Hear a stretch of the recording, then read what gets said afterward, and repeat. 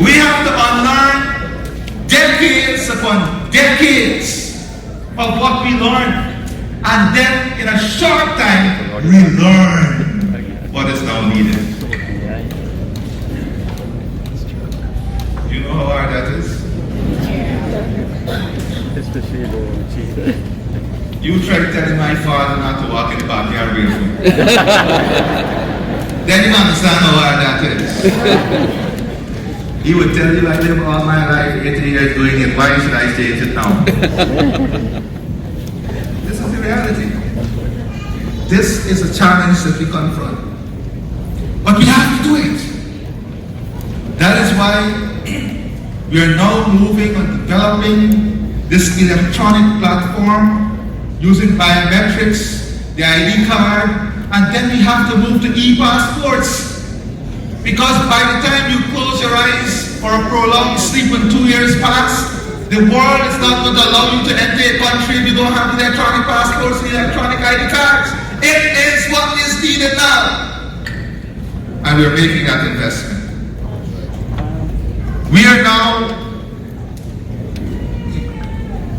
not only making the investment, but making the legislative changes to allow this to happen.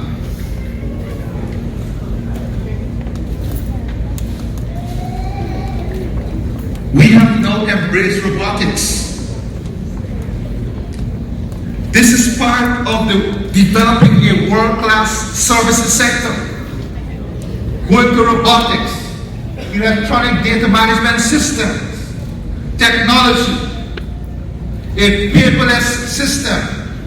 So, and I said I'm not here to wash over issues.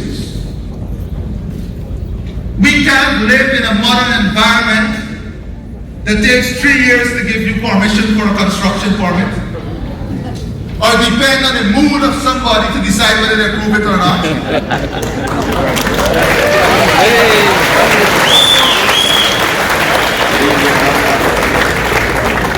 That is not how systems work and institutions work. The system does not depend on mood. It does not depend on who is coming forward. That is why we're now investing in a single window construction permitting system that puts time frame, holds people accountable, and remove the human bias from the equation.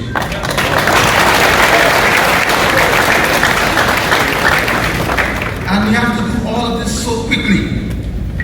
Reducing bureaucracy.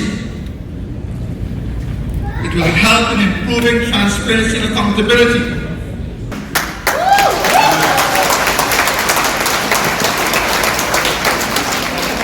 And my greatest joy would be for the people to reflect one day and say, I did give up my best. And I did work in the interest of the people in the country. I am just a humble servant that the people has placed an enormous responsibility on. I don't have a legacy I'm working to, but I have a sense of duty that I'm committed to. Thank you.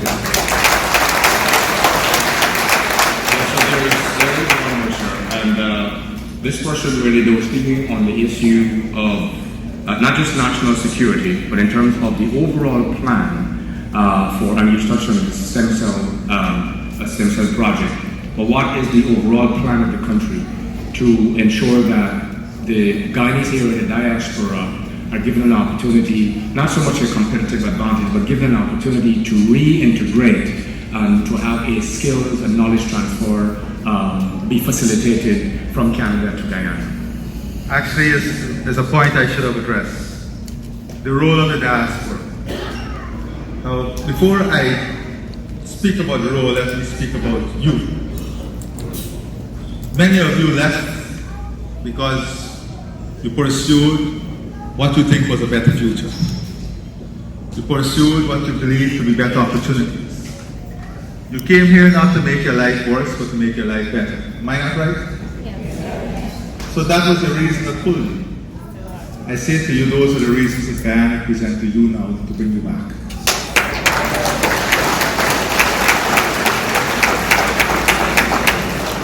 That's as simple as it is.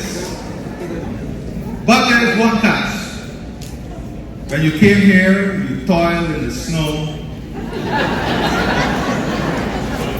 You embraced the summer.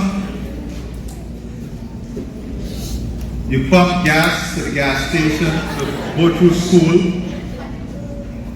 You worked 4 shifts. And hell no, you did not believe you had to see Old Tudor before it happened. So one of the mistakes is that you believe you will come home and there is no sacrifice that is required. There is no hard work that is required. And you don't intend to do anything until you see the president. As funny as this sounds, it's a reality.